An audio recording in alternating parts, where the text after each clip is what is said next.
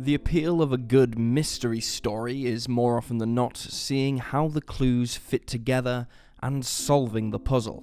But unfortunately, real life isn't like that. Figures from 2016 show that the national clearance rate for murder in America is around 60%, meaning that 40% of victims and their families continue to go without justice. In this episode of Cold Case Detective, we'll be taking a look at 3 puzzling cases that continue to go unsolved.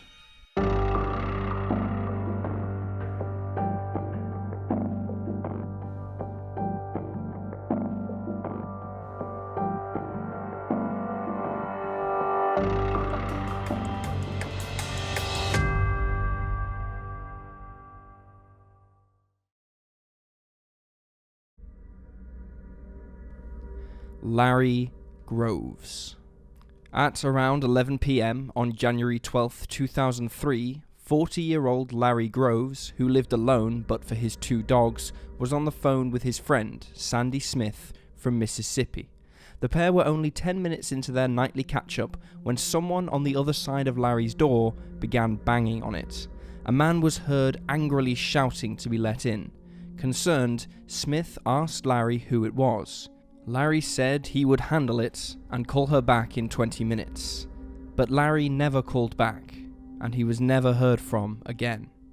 On January the 28th, Larry's mother Wanda filed a missing report on her son. She found out that nobody had heard from Larry in weeks, and that he had also not been attending to his successful antique business. Upon entering his house, authorities found no trace of the 40-year-old or his 2 dogs. The house was immaculate, with nothing taken nor out of place.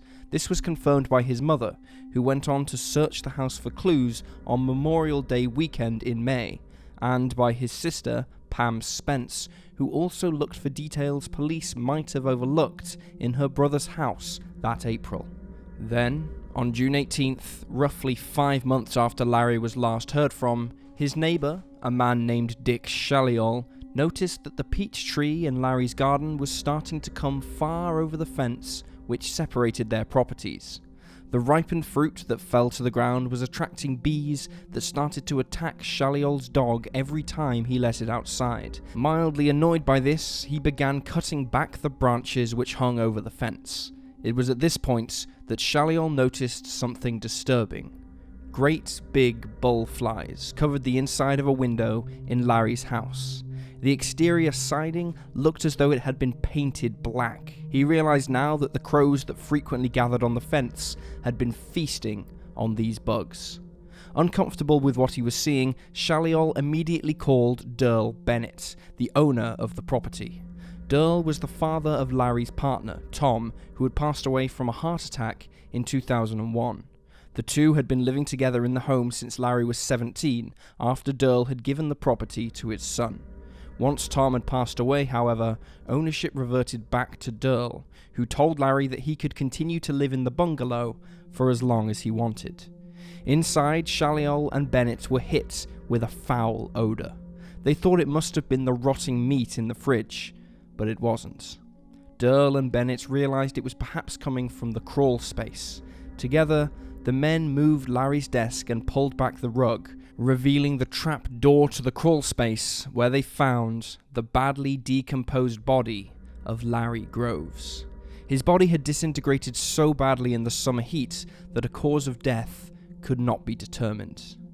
Larry's family, Wanda Groves and Pam Spence, were sickened by the news, realizing they had both been right next to Larry when they'd been searching the home for clues. After speaking further with friends and family, Indiana State Police managed to discover the name of their first and only suspect in the case, the man who had turned up at the door on January 12, 2003. On June 18th that same year, on the same day the body was found, police took this man in for questioning.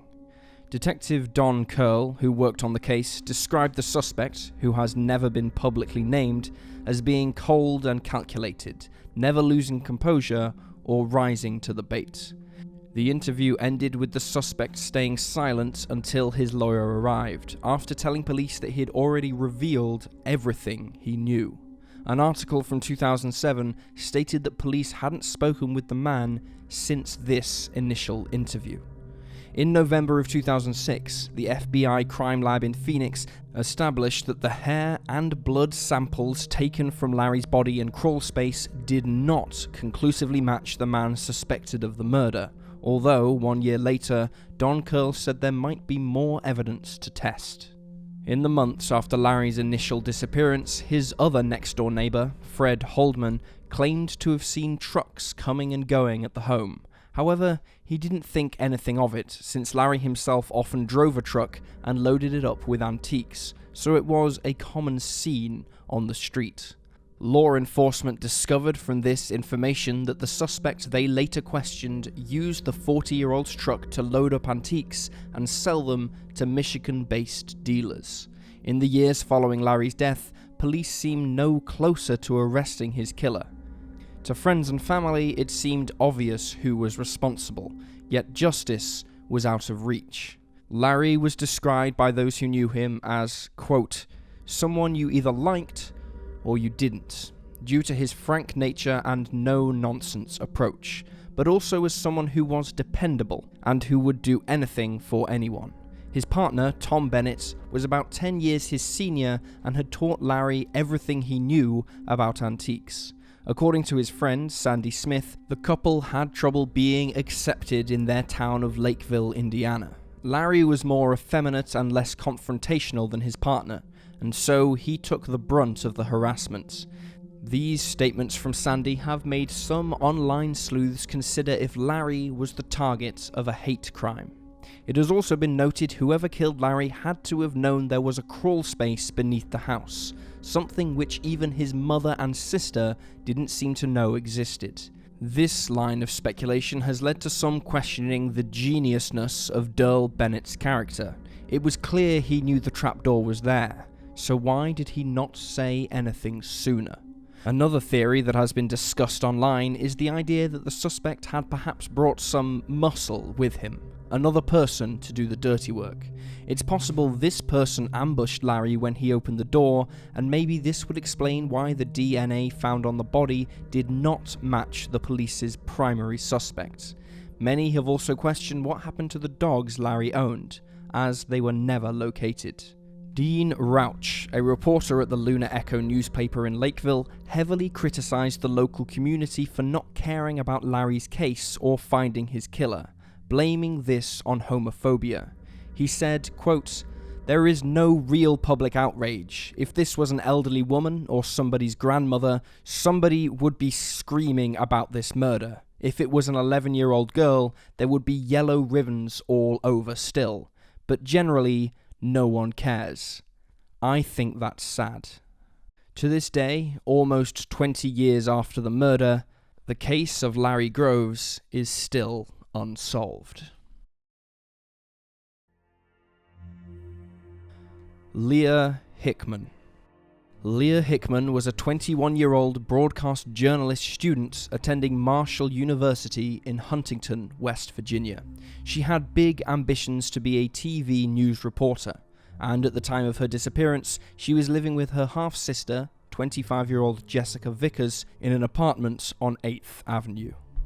Leah had attended Ohio Valley Christian School before graduating Christ Academy in Point Pleasant. She was fondly thought of by those who knew her, and she enjoyed TV shows such as Friends and Arrested Development, as well as spending time with her loved ones. Leah was last seen on December 14th, 2007 by her half-sister.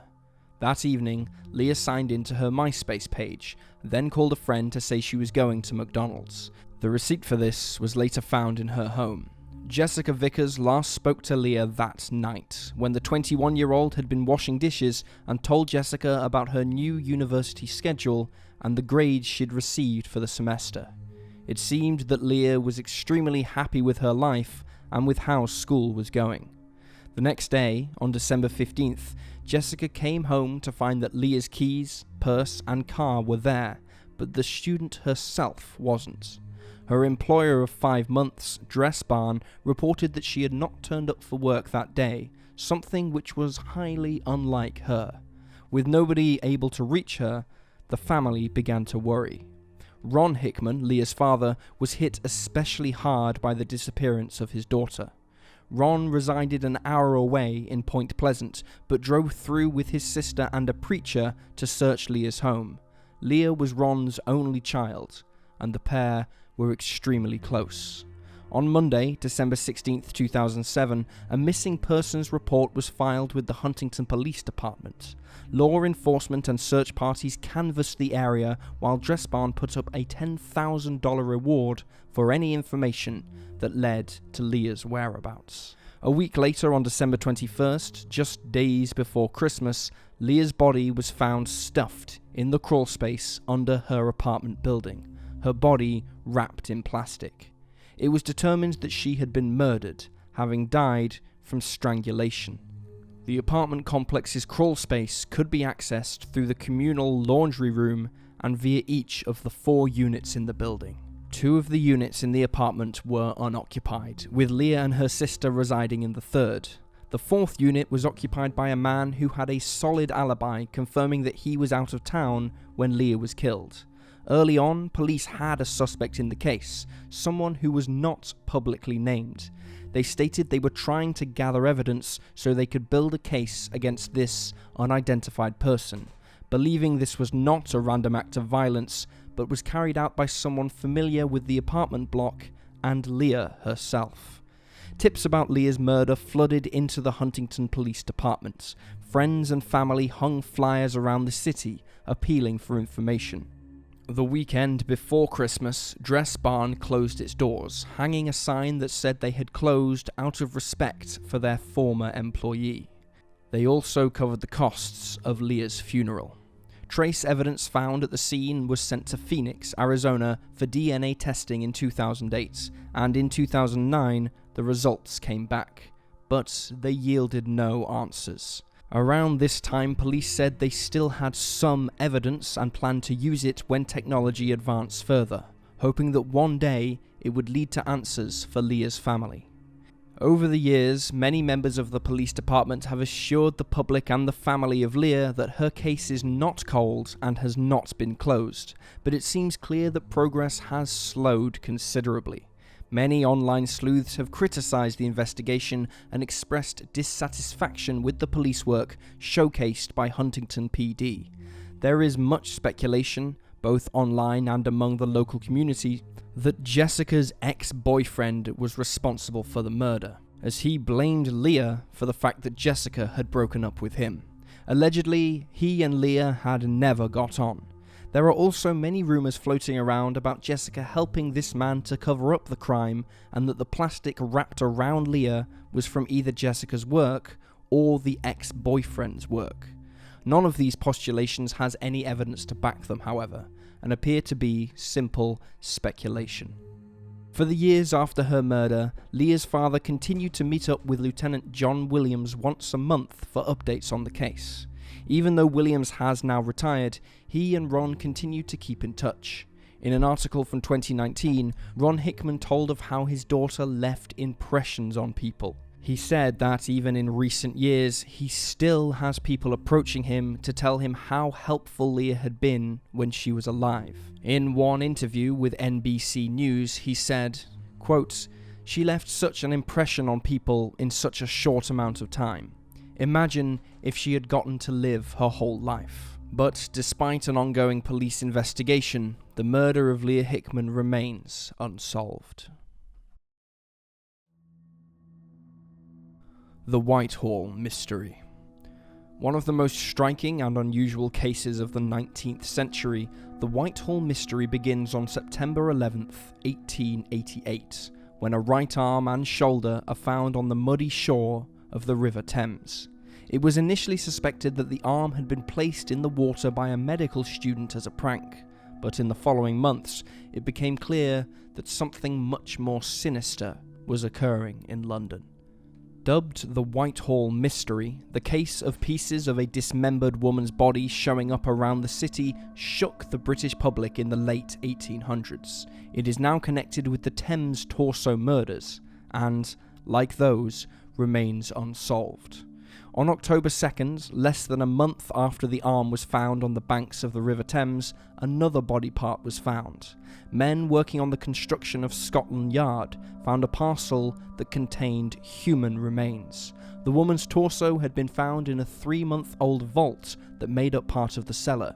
It had been carefully wrapped in cloth, possibly a black petticoat, and neatly tied with string. Despite the effort put into packaging up the torso, it was clear that whoever had dismembered the body was not skilled in doing so. The body appeared healthy and well nourished, and was matched by a police surgeon to the arm found the previous month. It was believed that the torso had been placed there after September 29th, as that was the most recent day that workers had been there in the cellar. The discovery of the arm, followed so closely by the finding of the torso, led to the brewing of panic among the locals, and fears that the killer would never be caught. 2 weeks later, on October 17th, a reporter, utilising a trained dog and acquiring the help of a labourer, found a left leg which had been cut above the knee and buried near the construction site. The remaining limbs and the victim's head have never been located, even though it's been over a century since her remains were first discovered. She has also never been identified in the years since. In the aftermath of these grisly discoveries, police ruled out any connection between the dismembered Jane Doe and the serial killer, Jack the Ripper. Westminster's coroner initiated the inquest into Jane Doe's case. She was found to be, quote, of large stature and well nourished, and approximately 24 years of age. It was noted that her uterus had been removed, and that her right arm had been removed by someone with anatomical knowledge post-mortem. The victim had been wearing a blanche satin dress at the time of her death. This specific piece of clothing had been manufactured in Bradford, and the pattern was 3 years old. Some newspaper pieces found within the torso came from the Echo, dated August 24th, and from the Chronicle, although the date of this particular paper is unknown. Jane Doe's cause of death could not be established, although she is believed to have not suffocated or drowned. She is estimated to have been dead for around 6 weeks to 2 months. She appeared to have been a relatively healthy individual, and there was no indication that she had given birth in her short lifetime. Jane Doe is described as a fair-skinned individual with dark hair, and as someone who is not used to manual labour. There have been a few possible identities for Jane, though none that we can state with any degree of certainty. She was initially thought to have been a young, married woman who left her Lewisham home on August 20th, 1888. The unnamed woman was 23 years old and tall, and had threatened to take her own life. It is believed that this woman did commit suicide, and is likely not Jane Doe. Another possibility is that Jane was a woman named Emma Potter. In September of 1888, her mother had come forward fearing the body was that of Emma, who was 17 years old and of, quote, weak intellect. The young woman had one day left her home and simply never returned. The police surgeon confirmed that the particulars the mother gave of the girl matched those of Jane Doe's arm, but this lead has ultimately never been proven or disproven. In one of the more grisly cold cases of the 1800s, both Jane Doe and her killer remain unidentified. And there you have the facts. Please leave a comment down below with your own theories and speculations, and remember to like this video and subscribe to support the channel. If you want to hear more detail on true crimes throughout history, please check out the Cold Case Detective podcast linked below. Thank you for watching. Stay alert, stay safe, and I'll see you next time.